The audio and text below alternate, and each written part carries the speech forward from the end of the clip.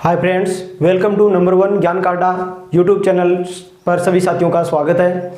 आज मैं आपके सामने सतीश जांगीर लेके आया हूँ कक्षा 10 का मैथ का भंडार। तो आज हम इस भंडार में क्या पढ़ेंगे दोस्तों, देखिए आज हम कक्षा 10 की क्या पढ़ेंगे, मैथ पढ़ेंगे दोस्तों। ठीक है, तो मैं आपको पॉइंट टू पॉइंट और यूनिट टू यूनिट जो मैथ का टॉपिक करवाऊंगा मैं आपको। ठीक है, तो सभी से बच्चों से मेरा अनुरोध है कि आप इस लॉकडाउन के कारण घर बैठे, आपका अभी तक मैथ और सोशल साइंस का पेपर भी अभी तक नहीं हुआ है। ठीक है दोस्तों, तो अपने दोस्तों तक क्लास को शेयर कीजिए और लाइक कीजिए, और अभी तक इस चैनल ने आपको सब्सक्राइब नहीं किया तो सब्सक्राइब करके पास वाले बेल आइकन को जरूर से प्रेस कर लें, ताकि हमारे नए नए नोटिफिकेशन आपको जरूर मिलते रहें टाइम पर। ठीक है दोस्तों, तो हम स्टार्टिंग करते हैं। कहाँ से करेंगे, पहला ही चैप्टर पढ़ेंगे दोस्तों। ठीक है, तो 1 नंबर चैप्टर हमारा क्या रहेगा, वैदिक गणित का रहेगा। ठीक है, वैदिक गणित का रहेगा। मैं बताता हूं कि जिससे मैंने आपको जो बता दिया, आपका जो मैथ का जो पेपर होगा ना, उससे पहले मैं दो पेपर यानी मैं आपको बता दूं, ज़्यादा नहीं बोल सकता, लेकिन 100 से 120 के बीच में मैं आपको क्वेश्चन हल कराऊंगा। 100 से 120 के बीच में क्वेश्चन हल करवाऊंगा। तो मैं इस गारंटी के दावे के साथ बोलता हूँ, अभी तक माँ सरस्वती ने ये हमारे पर ऐसा कल्याण रखा है कि इस प्रश्नों से कोई बाहर क्वेश्चन नहीं जाएगा दोस्तों। ठीक है दोस्तों, तो मैं आपको ये बोलना चाहता हूँ कि मैं जो आपका जो टाइम टेबल आ जाएगा, उससे 2 दिन पहले मैं इसी चैनल पर आपको क्या मिलेगा, 100 से 120 प्रश्न मिलेंगे, और इंपॉर्टेंट प्रश्न मैं बोलता हूँ दावे के साथ कि इससे बाहर क्वेश्चन नहीं जाएगा। ठीक है दोस्तों, तो ध्यान से सुनिए। देखो, मैं बोलता हूँ कि आपको अभी तक मैं कुछ नहीं बताया है, मैंने अभी तक कुछ नहीं बताया है। मैं आपको ऐसे क्वेश्चन बताऊंगा इसमें कि आप सोच भी नहीं सकते कि सर को कैसे पता चला कि यही चीज़ आई परीक्षा में। ठीक है, तो यानी क्या बताऊं, जब अभी तो इस बाज की असली उड़ान बाकी है, अभी तक तो इस परिंदे का इम्तिहान बाकी है, अभी अभी मैंने लांगा है समुद्रों को, अभी तो पूरा आसमान बाकी है दोस्तों। ठीक है, तो एक बार आप हमारे साथ जुड़े रहें और क्लास लेके देखें, आपको कितना इंटरेस्ट आएगा। ठीक है, तो अब हम बात करते हैं चैप्टर नंबर 1 की।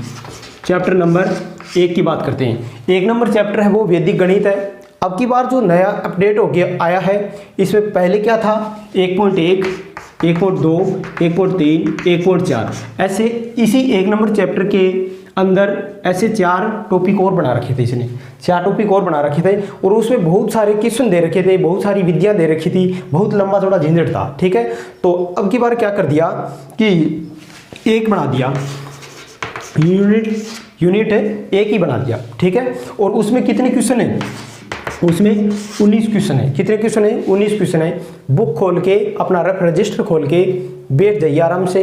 ठीक है, और ध्यान से आप इस क्लास को देखिए। तो उसमें कौन कौन सी है, पहला, दूसरा, तीसरा क्वेश्चन है वो निखिल विधि से भाग देना है, और चौथा, पांचवा, छठा, सातवां क्वेश्चन 4 क्वेश्चन दे रखे हैं, वो हैं वर्ग ज्ञात करने हैं, और 4 क्वेश्चन दे रखे हैं घनफल ज्ञात करने के, और 4-5 क्वेश्चन दे रखे हैं ध्रुवजांक विधि से, और 4 क्वेश्चन दे रखे हैं सूत्र परावर्तन आधारित विधि से भाग देना दोस्तों। ठीक है, तो मैं आपको इतना सरल तरीके से बताऊंगा कि बच्चे कहते हैं कि वैदिक गणित बहुत हार्ड है। अरे वैदिक गणित हार्ड नहीं है। ठीक है भाई, मैथ सीखने के लिए मैथ को खेलना पड़ता है। ठीक है, इसके साथ खेलिए, आप ऐसे इसको रटाफिकेशन मत कीजिए, आप मैथ के साथ खेलिए।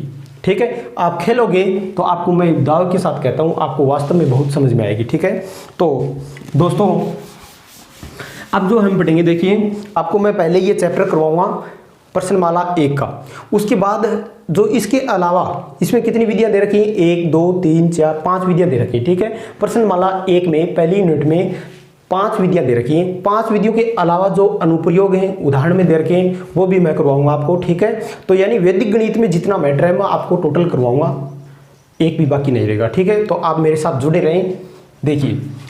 और मैथ से संबंधित आपको 24 घंटा कभी भी कोई भी समस्या आए तो आप मेरे से कांटेक्ट कर सकते हैं। वो कांटेक्ट नंबर नीचे डिस्क्रिप्शन में दिए हुए मिलेंगे आपको। ठीक है, तो दोस्तों देखो क्या आता है कि वैदिक गणित, वैदिक गणित के रचयिता कौन थे? जो वैदिक गणित है वो किसने रचा? ये टॉपिक ऐसे किसने बनाया कि ये भैया ऐसे एक बना दो और उसका नाम रख दो वैदिक गणित, ठीक है। तो ये किसने बनाया? ये बनाया भाई शंकराचार्य स्वामी भारती कृष्णा तीर्थ ने बनाया था, ठीक है। किसने बनाया था? शंकराचार्य स्वामी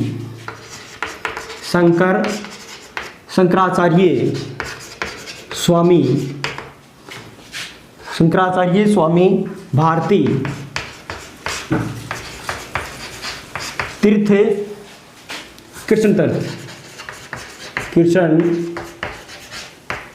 तीर्थ ने बनाया था, ठीक है दोस्तों।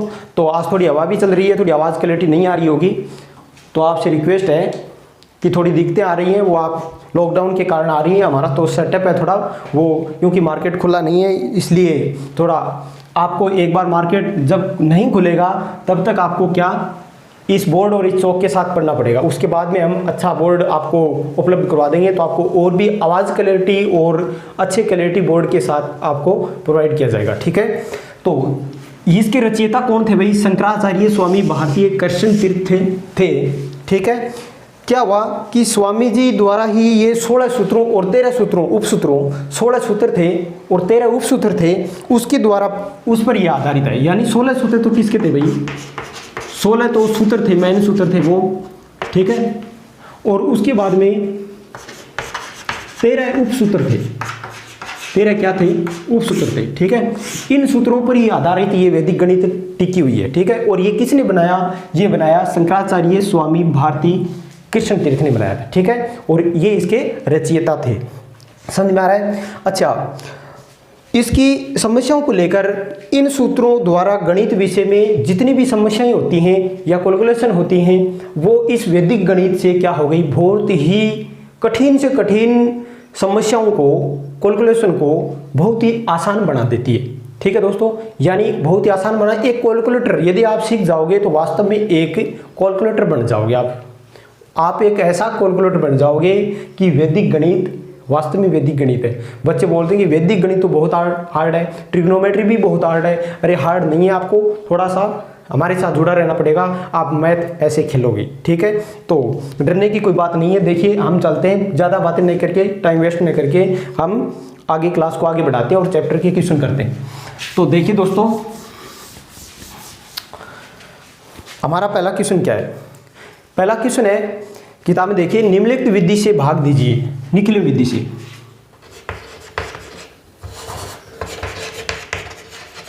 निखिलम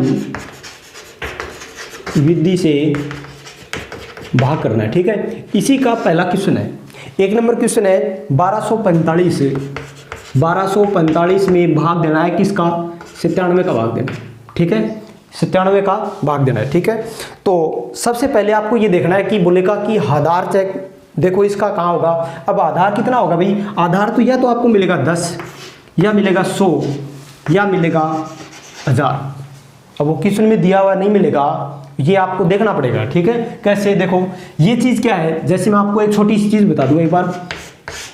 इसमें इस संख्या का भाग देना है, इसमें इस नंबर का क्या देना है? भाग देना है। देखिए तो इसमें कितनी बार भाग जाएगा? 6 बार भाग जाएगा, 12 आ गया। यहाँ कितना बचा? 1 बचा, ठीक है।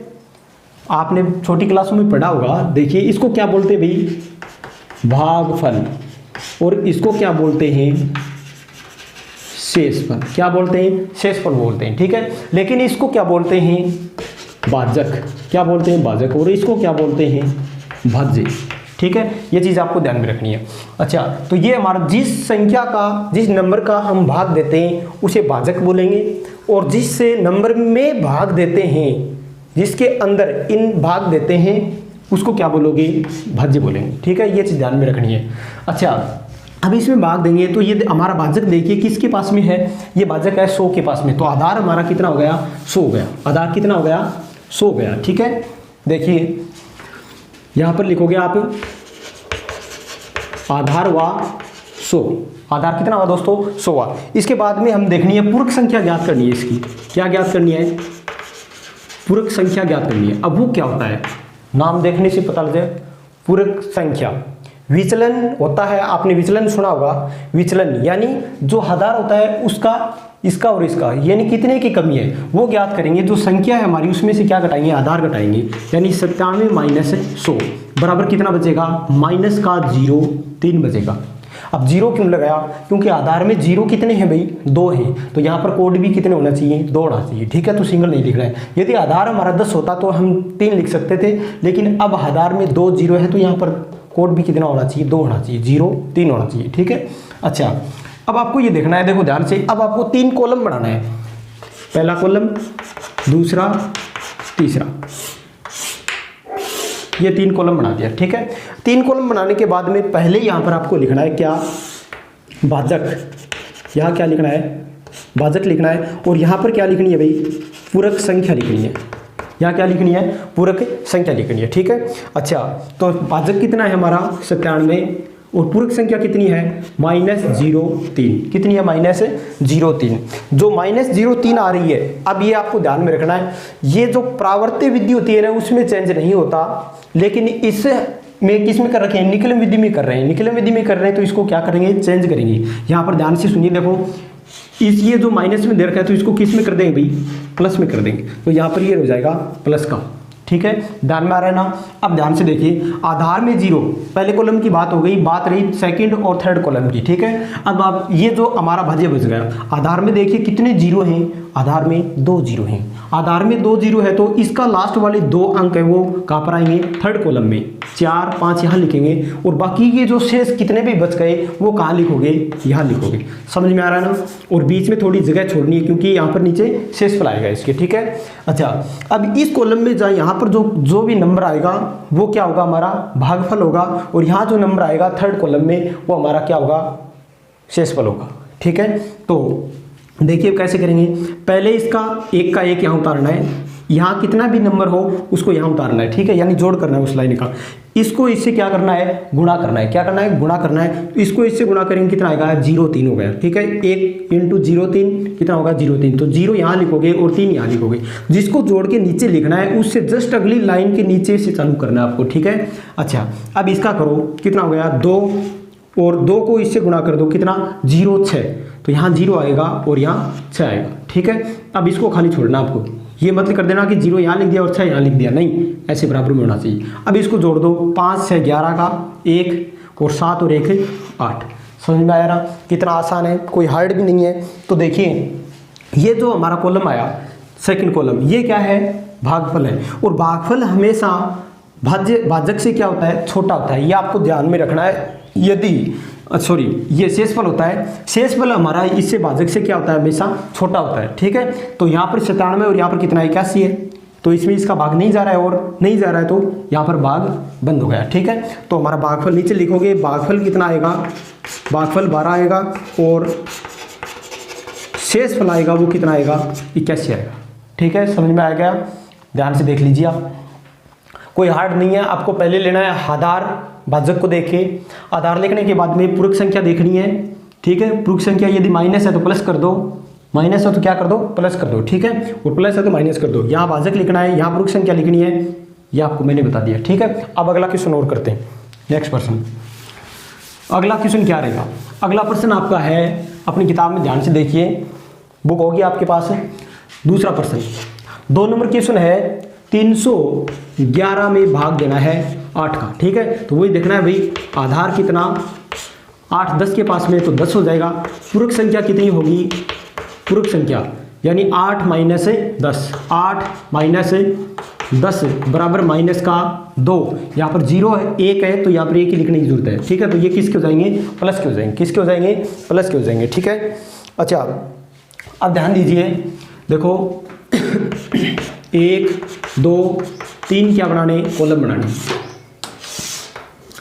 यहाँ क्या लिखोगे, भाजक, यहाँ क्या लिखोगे, पूरक संख्या, ठीक है। क्या लिखोगे, पूरक संख्या। तो भाजक कितना है, 8 है, पूरक संख्या कितनी है, 2 है दोस्तों। अब ध्यान से देखिए कि यहाँ पर आधार में 0 कितना, 1, तो इसका 1 अंक कहाँ जाएगा, यहाँ जाएगा। बाकी की जो शेष बच गए वो कहाँ पर होंगे, यहाँ बचेंगे। समझ में आ रहा है ना, बहुत ही आसान है, ठीक है। अब देखिए आगे, इसको हल करो, नीचे लाइन खींचो, 3 का 3, 3 को इससे गुणा करोगे 6, 6 और 1 7, 7 को इससे गुणा करोगे 7 दूनी 14, ये हो गया 14। अब इसको जोड़ दो, 14 और 1 15 हो गया। अब ध्यान से देखिए हमारा भाजक कितना है 8 और शेषफल कितना बच रहा है, शेषफल बच रहा है 15। ठीक है, शेषफल बच रहा है वो 15 बच रहा है। तो ये ज़्यादा हो गया, ज़्यादा हो गया तो इसका मतलब 8 का भाग 15 में एक बार और जा रहा है। देखिए ध्यान से 15 में किसका 8 का भाग और जा रहा है, कितनी बार जा रहा है, एक बार। कितना बचेगा 7 बचेगा। ठीक है, तो यहाँ पर तो ये तो चीज़ आपको क्या करनी है, माइनस करनी है, घटानी है।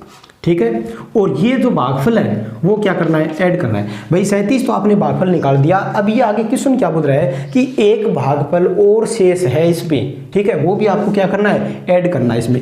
अब घटा दीजिए इसमें से, ये कितना बचेगा 7 और यहाँ कितना होगा 38। तो भागफल कितना आया, भागफल आया वो 38 आया और शेषफल कितना आया, शेषफल आया वो 7 आया। ठीक है, शेषफल कितना आया 7। समझ में आ रहा होगा, बहुत ही आसान क्वेश्चन है। अच्छा, अब हम क्वेश्चन संख्या करते हैं तीसरा क्वेश्चन सेम इसी तरह यह आपको करना है। ठीक है दोस्तों, अच्छा अगला क्वेश्चन नेक्स्ट आ जाइए, निम्न का वर्ग ज्ञात कीजिए। निम्न का वर्ग ज्ञात कीजिए। ठीक है, पहला क्वेश्चन है इसका, चौथा 4 नंबर क्वेश्चन है, किसका करना है, 103 का वर्ग ज्ञात करना है। वर्ग जान गए होगी, देखो 103 की स्क्वायर ये हल करना। ठीक है, अब ध्यान से देखिए, वर्ग ज्ञात करने की वैदिक गणित में विधियां तो 2-3 है, लेकिन मैं आपको किससे बताऊंगा, निखिल विधि से बताऊंगा। क्यों बताऊंगा, क्योंकि वैदिक गणित में निखिल विधि लगभग क्वेश्चनों पर लगती है। ठीक है, लगभग क्वेश्चनों पर लगती है, तो आप वैदिक गणित से निखिल विधि से हल करो वैदिक गणित में, तो बहुत आसान रहेगा और आपको बहुत आगे काम आएगा। ठीक है, तो वैदिक गणित से करो, वैदिक गणित में निखिल विधि से हल करना है। ठीक है, तो ध्यान से देखो, पहले क्या करना आपको, यहाँ पर देखो, इसको यदि मैं 103 को 103 से गुणा करूँ तो इसकी स्क्वायर हल हो जाएगी ना। यानी यहाँ लिखूँ मैं 103, यहाँ लिखूँ 103। अब ध्यान से देखिए, ये आधार कितना है भाई इसका, यहाँ लिख लेता हूँ मैं। आधार किसके पास में है, 103, 100 के पास में। किसके पास में है, 100 के पास में। अब इन संख्या का विचलन देखना है आपको, विचलन देखना है। विचलन क्या होता है, विचलन के बारे में थोड़ा बता देता हूँ, ध्यान से देखिए। बताइए, 1 का विचलन 9, 2 का 8, 3 का 7, 4 का 6, 5 का 5, 6 का 4 और 7 का 3, 8 का 2, 9 का 1। अब इसके विपरीत हो जाएंगे। ठीक है, ये हो गई विचलन, यानी उन दोनों का जोड़ कितना होना चाहिए, 10 होना चाहिए। कितना होना चाहिए, 10 होना चाहिए। ठीक है, और अब यहाँ पर 100 है आधार, तो उसका कितना होना चाहिए, 100 होना चाहिए। तो देखो ध्यान से, 103 में 100 से कितने अधिक है, 3 अधिक है, तो इसका मतलब इसका विचलन कितना हुआ, 0.3 प्लस 0.3 हुआ। इसका भी कितना हुआ, प्लस 0.3। समझ में आ गया। ठीक है, अब इसको ध्यान से सुने, देखो यहाँ पर तो लेनी है आपको संख्या, क्या लेनी है, संख्या लेनी है, प्लस विचलन जोड़ना है, फिर ओब्लिक दोनों विचलनों का क्या लेना, दोनों विचलनों का गुणा। अब ध्यान से सुने, यदि आप ये संख्या ले रहे हो तो यहाँ पर तो विचलन कौन सा जोड़ा जाएगा, ये जोड़ा जाएगा। यदि आप ये संख्या ले रहे हो तो विचलन कौन सा जोड़ा जाएगा, ये जोड़ा जाएगा। ठीक है, क्योंकि यहाँ पर तो हम वर्ग ज्ञात कर रहे हैं, वर्ग ज्ञात करें तो है तो गुणा करने की निखिल विधि, लेकिन यहाँ पर ये आपको बोल दे कि 103 को 104 से गुणा करो। ठीक है, गुणा ही कर रहे हैं भी इसको, तो 103 को 104 से गुणा करो, तो आपको ये नहीं होना चाहिए कि 103 का विचलन जोड़े इसमें। यदि 103 ले रहे हो तो ये जुड़ेगा, ये ले रहे हो तो ये जुड़ेगा। ठीक है, तो यहाँ पर मैं जोड़ दूँ 0.3 ओब्लिक दोनों विचलनों का गुणा 0.3 इंटू 0.3 हो जाएगा। ठीक है, इसको जोड़ेंगे तो ये हो जाएगा 106 ओब्लिक यहाँ पर हो जाएगा 0.9 हो जाएगा। समझ में आ रहा है ना, क्या हो जाएगा, 0.9 हो जाएगा। ठीक है, अच्छा अब भाई इसको हल करो। देखो यहाँ पर देखना है आपको, आधार के पास जाना है। आधार में यदि 0 1 हो दोस्तों, तो यहाँ पर एक अंक उतरेगा 9 का 9। ठीक है, बाकी का जो यहाँ पर अंक बचेंगे वो अगले में जुड़ जाएंगे। समझ में आ रहा है ना। यदि आधार में 2 0 है तो 2 अंक उतरेंगे, यानी 0 9 0 9 और ये आ जाएंगे 106। आगे संख्या और है ही नहीं, तो इसके आंसर कितना आएंगे, ये आएंगे। एक और इसका वैदिक गणित का मजा क्या है, यदि आपने 103 को 103 से गुणा कर लिया और आपको पता चल गया कि क्वेश्चन का उत्तर ये आएगा, तो आपका आंसर ये पहले, यानी आंसर का आपको पहले ही पता लगना, ठीक है, पता पहले ही लग जाएगा। चाहे कौन सी विधि हो, दवजांक विधि हो, कोई और भाग परावर्ती विधि हो, ठीक है, या कोई घनफल ज्ञात करना हो, वर्गमूल ज्ञात करना हो, निखिलन विधि से भाग देना हो, सीधा भाग दे लीजिए आप। तो भागफल और शेषफल तो आपके पास पहले से आ गए, तो आपको भी पता चल जाएगा कि इसके उत्तर ये आएंगे और जल्दी से हो जाएगा और क्वेश्चन भी गलत नहीं होगा, ठीक है। अगला क्वेश्चन करते हैं, अगले क्वेश्चन की ओर चलते हैं। देखो नेक्स्ट प्रश्न क्या है, नेक्स्ट प्रश्न है इसी का वर्ग ज्ञात करना है। एक और मैं बता दूं आपको, 9वां 5वां क्वेश्चन, 5वां है, इसमें दे रखा है 95, इसकी स्क्वायर ज्ञात करनी पे, क्या ज्ञात करनी है, स्क्वायर ज्ञात करनी है, ठीक है। तो ध्यान से देखिए 5वां क्वेश्चन यही है ना, 5वां यही है। अब देखो आधार कितना, आधार है यहाँ 100, तो विचलन कितना होगा, विचलन होगा -0.5, भाई 95 माइनस 100, माइनस का बचेगा 95 माइनस 100, यानी संख्या में से आधार घटाना है, चाहे विचलन ज्ञात करो चाहे पूरक संख्या ज्ञात करो, ठीक है। तो संख्या में से क्या घटाएंगे, आधार घटाएंगे, ये ध्यान में रख लेना, विचलन ज्ञात करना तो या पूरक संख्या, तो -0.5 होगा यहाँ। अब देखते हैं किसका, दोनों का, 95, इसका विचलन क्या होगा, इसका विचलन क्या होगा, 0 माइनस का 0.5 माइनस का 0.5। अब इसको हल कर दीजिए, तो ये कितना हो जाएगा, 95 इंटू कितना लूँ, -0.5, ये लिखा है मैंने, ओब्लिक दोनों का क्या करना है, गुणा करना है, ठीक है। अच्छा अब देखिए यहाँ पर इनको गुणा करेंगे, इन दोनों को गुणा करोगे तो क्या आएगा भाई, यहाँ माइनस का दे रखा है तो माइनस का ही आएगा, ठीक है। तो माइनस का आएगा, कितना आएगा, जोड़ना है यहाँ ऐड होगा, ठीक है। तो देखो ध्यान से देखें, ये प्लस का और ये किसका, माइनस का है, तो कितना हो जाएगा 90 ओब्लिक प्लस माइनस, माइनस को गुणा करोगे क्या होगा, प्लस होगा, 0.5 को गुणा करोगे कितना आएगा 25, आधार में 0 कितना 2, तो ये 2 संख्या उतरेगी और यहाँ पर भी 2 उतरेगी, तो आपका आंसर क्या आएगा 90 25, ठीक है।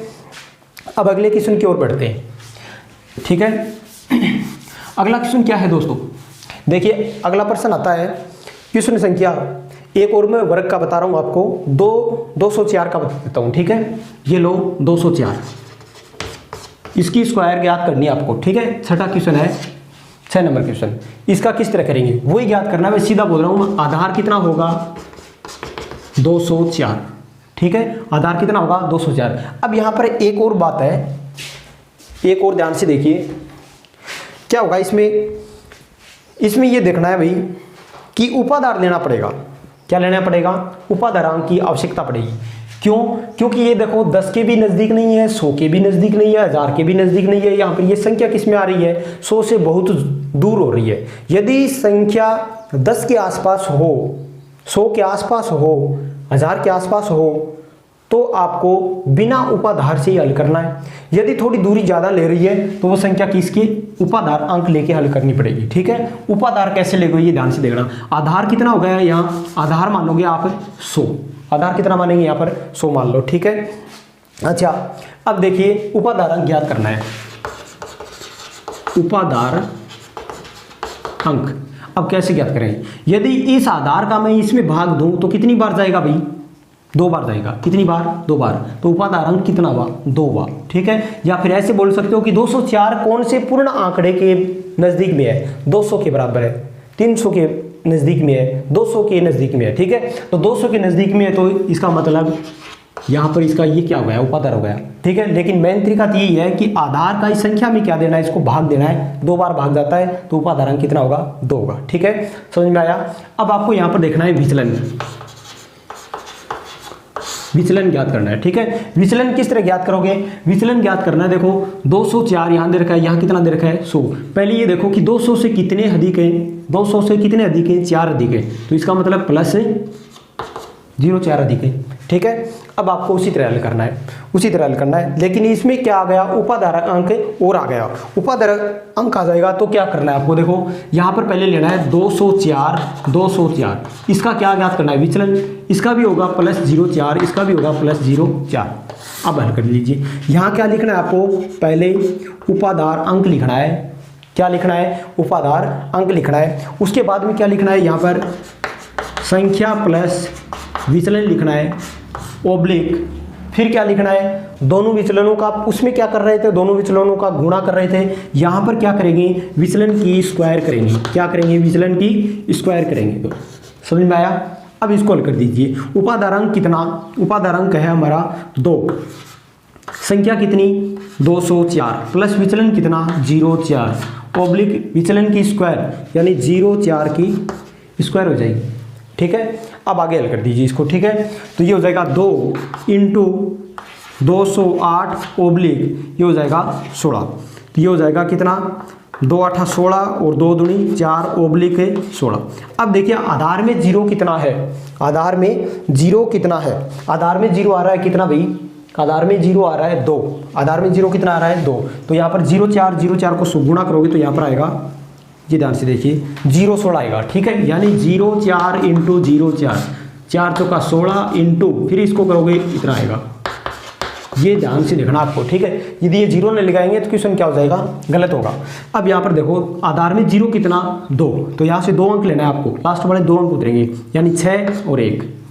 अब ये 0 आगे यहाँ जुड़ेगा, ये अंक यहाँ जुड़ेगा, तो 0 इसमें जोड़ेंगे तो ये संख्या आएगी 416। समझ में आ रहा है ना। तो यहाँ पर इसके आंसर कितने आ जाएंगे, ये होंगे। ठीक है, 4,41,616। समझ में आ रहा है ना। अब देखते हैं अगला नेक्स्ट क्या है। अगला नेक्स्ट प्रश्न है दोस्तों, अब आपको करना है निम्न का वर्ग ज्ञात करने में 225 का आपको करना है। ठीक है, ये भी मैं एक बार बता दूं आपको सीधा शॉर्ट में 225 का। ठीक है, इसका आधार कितना होगा भाई, आधार आपको कितना लेना है 100 लेना है। उपाधार अंक कितना होगा, उपाधार अंक इसमें जाएगा कितनी बार 2 बार। ठीक है, विचलन कितना होगा 25 होगा। कर सकते हो ना, सेम वही चीज़ है। ठीक है, बस सीधी सी बात याद रखो, यदि वर्ग बिना उपाधार अंक से ज्ञात कर रहे हैं तो संख्या प्लस विचलन ओब्लिक विचलनों का गुणनफल, दोनों विचलनों का गुणनफल, विचलनों का गुणा। ठीक है, यदि उपाधार से हल कर रहे हैं तो उपाधार ब्रैकेट संख्या प्लस विचलन, संख्या प्लस विचलन ओब्लिक विचलन की स्क्वायर, विचलन की स्क्वायर। ठीक है, आया समझ में। तो दोस्तों आप हमें फेसबुक, इंस्टाग्राम, टेलीग्राम पर भी आप फॉलो कर सकते हैं, वो आपको इसी चैनल के नाम से मिलेंगे, ज्ञान कांडा के नाम से। ठीक है, अगला प्रश्न आता है निम्न का घनफल ज्ञात कीजिए। निम्न का क्या ज्ञात करना है, निम्न का घनफल ज्ञात करो। ठीक है दोस्तों, तो इसमें क्वेश्चन संख्या कौन सा है, 8वां प्रश्न है। 8वें प्रश्न में दे रखा है कि 15 का घनफल ज्ञात करना है, यानी भाई इसकी क्या ज्ञात करनी है, क्यूब ज्ञात करनी है। क्या ज्ञात करनी है, क्यूब ज्ञात करनी है। ठीक है, क्यूब ज्ञात करनी है। तो देखो क्यूब ज्ञात करेंगे हम, इसको कितनी बार भाई, आधार कितना इसका किसके नज़दीक में है, 10 के नज़दीक में है। किसके नज़दीक में है, 10 के नज़दीक में। अब आपको उपाधार लेना पड़ेगा, यहाँ उपाधार से हल करो, ये बहुत सरल होगा। कैसे, देखो उपाधार कितना होगा, उपाधार अंक, उपाधार अंक होगा इसमें इसका भाग, इसमें इसका भाग, इसमें 15 में 10 का भाग कितनी बार जाएगा, 1 बार। तो उपाधार अंक कितना हुआ, 1 हुआ।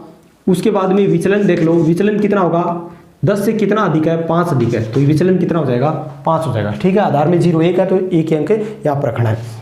उसके बाद में नीचे लिखेंगे इसको 3 बार गुणा करना है, यानी 15 को 3 बार गुणा करना है। तो 3 बार गुणा करेंगे तो इसको भाई 3 बार लिख लो, ये लो 3 बार लिख लिया। इसका विचलन कितना, 5 5 5 प्लस का आ रहा है, ये लो हल कर देंगे। अब उपाधार से कैसे करेंगे, वो तो थे वर्ग ज्ञात करना उपाधार से, अब ज्ञात करना है घनफल ज्ञात करना है भाई, उपाधार से हल करना है। ठीक है, तो पहले लिखोगे उपाधारांक की स्क्वायर, उपाधारांक की स्क्वायर आ जाएगी, फिर यहाँ क्या आएगी, संख्या प्लस विचलन। समझ में आ रहा है ना, संख्या प्लस विचलन, फिर ओब्लिक, फिर क्या देना है, ओब्लिक, यहाँ क्या आएगा, उपाधारांक, उपाधार अंक, फिर ब्रैकेट लेना है, फिर 2 का जोड़ो, इन 2 विचलनों के 2 का जोड़ा बना के उनके गुणनफलों का योग लेना है यहाँ। ठीक है, दोनों का गुणनफलों का योग। जैसे देखो इस दोनों 5 को गुणा कर दिया, प्लस उस दोनों को गुणा कर दिया, प्लस फिर इन दोनों को गुणा कर दिया, इसको। ठीक है, समझ में आ रहा है। तो आपको समझने के लिए मैं यहाँ पर कैसे लिखूंगा, यहाँ लिखूंगा कि दो विचलनों के गुणनफलों का योग, फिर ओब्लिक तीनों विचलनों का गुणनफल, ओब्लिक लगा के तीनों विचलनों का गुणनफल या गुणा लिख दो। ठीक है, समझ में आया। अब देखिए यहाँ पर मान रखते हैं, तो ये कितना हो जाएगा, मैं यहाँ रख रहा हूँ। उपाधारक कितना है, उपाधारक है हमारा 1, 1 की स्क्वायर 1 ही होगा। संख्या कितनी है अभी, यहाँ से आपको ध्यान से देखना है। यदि संख्या आप ये संख्या ले रहे हो तो इन दोनों के विचलन जुड़ेंगे। ठीक है, यदि आप ये संख्या ले रहे हो तो ये दोनों विचलन जुड़ेंगे, यदि आप ये संख्या ले रहे हो तो ये दोनों विचलन जुड़ेंगे। ये आपको ध्यान रखना है। ठीक है, तो संख्या कितनी है 15 प्लस विचलन ये लिया है तो आप ये जोड़ दो, यहाँ तो बराबर है। ठीक है, कितना होगा 5 5 10 हो गया।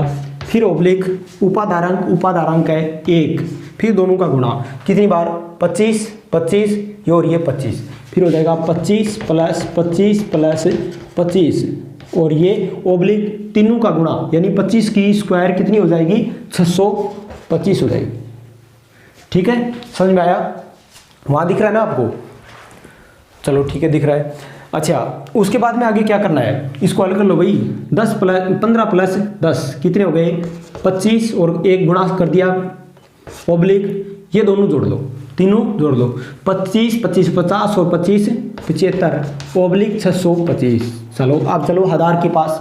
आधार में जीरो कितना, आधार में जीरो 1, आधार में जीरो कितना 1, तो यहाँ पर आपको एकल अंक लेना है। बाकी का ये बच गया यहाँ 62 को इधर जोड़ दो कितना, तो 75 65 दोनों जोड़ दो, ये हो गया 7 और 13 137 का एक अंक लेना है भाई, यहाँ कितना 7, बाकी का 13 जो यहाँ बच गया वो 13 इसमें जोड़ दो, 13 इसमें जोड़ेंगे तो कितना होगा 5 3 8 और ये 3। ठीक है, कितना आएगा, तो ये आ जाएगा 3875, 3875 आ जाएगा। ठीक है, समझ में आया।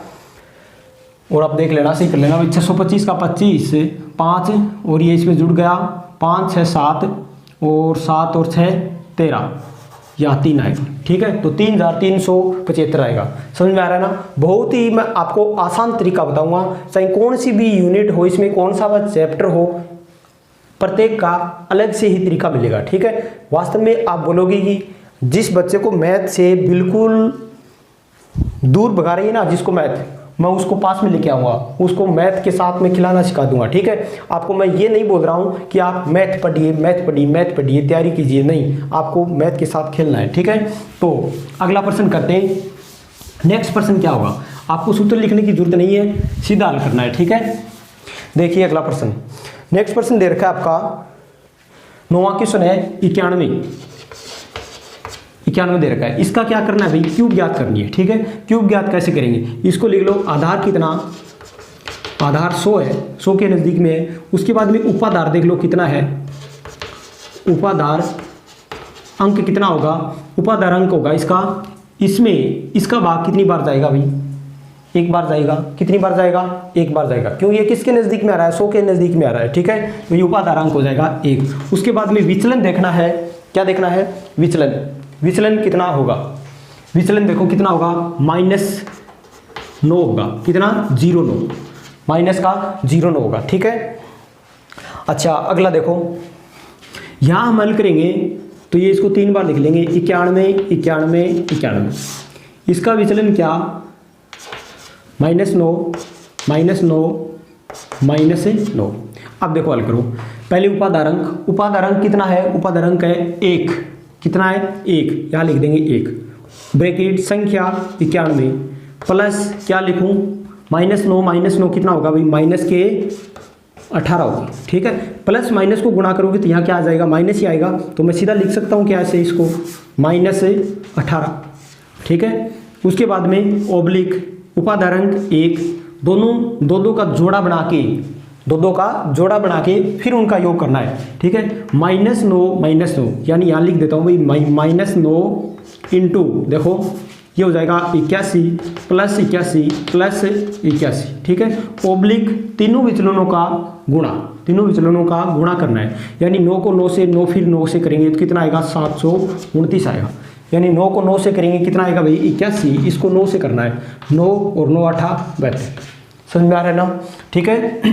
अब इसको घटा दो, घटाएंगे तो यहाँ पर देखो 11 में से कितना 8 घटा दो, 11 में से 8 माइनस करेंगे कितना आएगा 3, यहाँ पर बचा 8, 8 में से 1 गया कितना 7, 73 बचेंगे, ठीक है। कितना बचेगा 73। अच्छा आगे हल करेंगे तो इनको जोड़ लो 1 2 3, 8 3 24 और यहाँ पर आएंगे 729। आधार में देखो जीरो कितना है 2, तो 2 2 अंक उतारने, यहाँ पर लेना है 729 का क्या आएगा 29, 7 बच गया, 7 और 3 10, 7 और 3 कितना हो गया 10 और 4 और 1 5 और ये 2 कितना आएगा 250, 250 यहाँ पर कितना आ जाएगा 50। क्यों, आधार में 2 अंक है, 2 अंक लेने, बाकी बच गया 2 इसमें जोड़ देंगे कितना हो जाएगा 75। समझ में आया। तो बहुत ही आसान विधि है ये, बहुत ही आसान विधि, आपको घबराने की बिल्कुल ही जरूरत नहीं है, ठीक है। अगला क्वेश्चन करेंगे। नेक्स्ट क्वेश्चन क्या होगा दोस्तों, अगला प्रश्न, नेक्स्ट प्रश्न होगा वो, ध्यान से देखिए। अब करते हैं हम इसी विधि से 208 का बता देता हूं मैं आपको, ठीक है। 208 का नहीं, आप 32 का देख लीजिए, ये देख लो आप, वो कर लोगे 32 का क्यूब करनी है, 32 की क्या करनी है क्यूब करनी है। तो कैसे करेंगे, पहले देखो इसका आधार कितना है भाई, आधार किसके नज़दीक में 100 के ज़्यादा नज़दीक में है या फिर 10 के ज़्यादा नज़दीक है, 10 के नज़दीक है तो 10 लेना है। यहाँ लेना है उपाधार अंक, उपाधार अंक कितना होगा, इसका इसमें भाग कितनी बार जाएगा 3 बार जाएगा, कितनी बार जाएगा 3 बार जाएगा। और विचलन कितना हो जाएगा भाई 30 से कितना अधिक है 2 अधिक है, प्लस 2 अधिक है, ठीक है। अब देखना है आपको, इसको 3 बार लिखना है 32 32 32, इसका विचलन कितना 2, इसका भी +2, इसका भी +2, ठीक है। अब इसको हल कर दीजिए।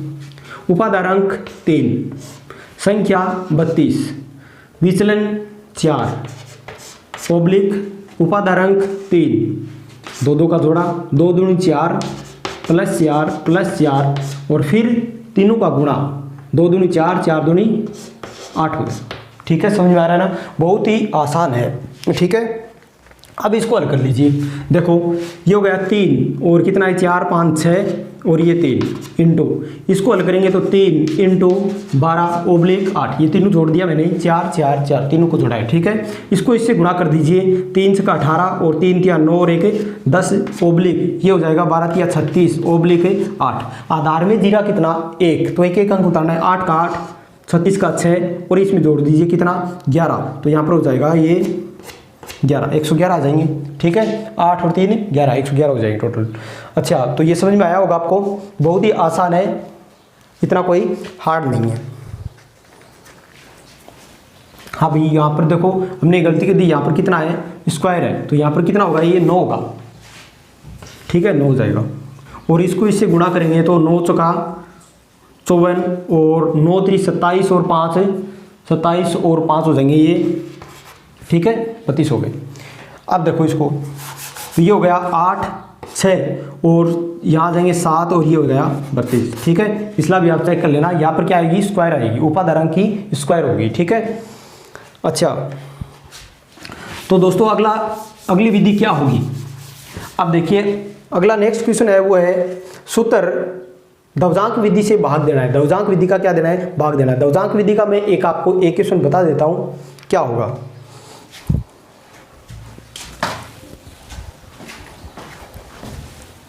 हाँ द्विभाजक विधि का है भाई 12वां क्वेश्चन, 12 नंबर क्वेश्चन है। 45 से 32 में भाग देना है किसका 112 का, ठीक है। देखिए बहुत ही आसान है। सबसे पहला क्या काम करना है आपको, इसको 3 कॉलमों में बांटना है। कितने कॉलमों में बांटना है 3 कॉलमों में बांटना है इसको, ठीक है। 1 2 और ये 3 कॉलम बांटना। उसके बाद में यहाँ पर क्या लिखना है, यहाँ लिखना है आपको भाजक द्विभाजक और यहाँ लिखना है मुख्यांक। अब वो कहाँ से लेके आए देखिए ध्यान से, इसका जो पहला अंक होगा ना वो लिख दो आप दवजांक में, और बाकी जो शेष बच गए वो कहाँ लिख दो, मुख्यांक में लिख दो। कई ऐसे भी बताते हैं भाई कि ये 2 यहाँ लिखो और बाकी जो शेष ये 2 11 यहाँ लिख दो और ये 2 इधर लिख दो, ठीक है। या फिर ऐसे भी बोलते हैं कि मुख्यांक पहला एक यहाँ लिख दो और बाकी की शेष बचे इसमें लिख दो, ठीक है। लेकिन ऐसी कोई अपवाद संख्या आ जाती है बीच में तो उस विधि से हल नहीं होगा। आप ऐसे करो कि इसका पहला इकाई का अंक दवजांक में रखो और बाकी के जो शेष बच गए वो मुख्यांक में लिख दो, ठीक है। ये ऐसा करना है, समझ में आ गया। अब आपको क्या करना है, अब आपको ये देखना है कि यहाँ पर दवजांक में देखो कितने अंक हैं, दवजांक में देखो अंक कितने, या मुख्यांक में सॉरी 2 अंक है, ठीक है। या फिर ऐसे देख लो दवजांक का 1 का रखो आप, दवजांक देखो दवजांक में अंक कितने 2 1 सॉरी अंक कितना 1 अंक है। इसका 1 अंक यहाँ जाएगा तीसरे में, बाकी जो बच गए शेष वो यहाँ लिखे जाएंगे, कोई दिक्कत नहीं है। पहले आपको ये देखना है कि भाजक क्या है, भाजक का पहला अंक दवजांक में लिखोगे, बाकी जो विशेष बच गए वो मुख्यांक में लिखोगे। उसके बाद में क्या करना है, दवजांक में देखो कितने अंक हैं, संख्या कितनी है उसकी, जैसे मैं यहाँ लिख दूँ 45 तो कितनी संख्या हुई 1 2, तो यहाँ पर कितनी है भाई 1 ही है, ठीक है। तो इसका 1 इकाई का अंक लास्ट वाला 1 अंक यहाँ तीसरे कॉलम में, बाकी की जो शेष बच गए वो कहाँ पर आएंगे, सेकंड कॉलम में आएंगे, ठीक है। समझ में आया। अब आपको क्या करना है, यहाँ संकेत भी देना है भाई, इसके साथ साथ इसका संकेत भी देना पड़ेगा, ठीक है। संकेत में क्या होगा देखिए, सबसे पहले आपको करना है इस मुख्यांक का भाग देना है। यदि मैं 4 में देता हूं तो 4 छोटा पड़ गया, इसमें जाएगा नहीं, फिर क्या लेंगे भाई 45, यहाँ लिखेंगे 45 में भाग किसका देना है 11 का भाग देना है। कितनी बार जाएगा 11 चौका 44। आपको यहाँ लिखना है भागफल और यहाँ लिखना है आपको शेषफल। भागफल कितनी बार 4 बार, और शेष कितना बच गया 1। ये भागफल का कॉलम होगा सेकंड और ये शेषफल का होगा। भागफल यहाँ लिखना है और शेषफल कहाँ लिखना है ये बात सुन लीजिए। शेषफल अब यहाँ नहीं लिखना है, यहाँ तो आपका लास्ट शेषफल आएगा बचता है वो आएगा आपका आंसर, ठीक है। देखिए हम भाग किस में दे रहे हैं 45 में दिया, तो ये इतना अंक तो हमने काम ले लिया भाई। बाकी इसके बाद में तुरंत बाद में जो अंक है उससे पहले लिखना आपको कितना 1, और वो ऐसे लिखना है छोटा थोड़ा नीचे, छोटा थोड़ा नीचे लिखना है, बीच में नहीं फंसाना है उसको, ठीक है। अब नया भाज्य क्या बन गया, नया भाज्य बन गया वो क्या है 1 3 यानी 13 बन गया। अब इसमें कुछ संशोधन करेंगे, ठीक है। संशोधन क्या होगा, संशोधित भाज्य 13 माइनस 2 का गुणा घटाना है, यानी भागफल का और दवजांक का कितना है, दवजांक 2 और भागफल कितना है 4। हल कर दो, इसका कितना होगा 13 माइनस 8, 13 माइनस 8 कितना बचेगा 3 और 2 5, कितने बचेंगे भाई 5 बचेंगे, ठीक है। समझ में आ रहा है ना, बहुत ही आसान है, कोई हार्ड नहीं है।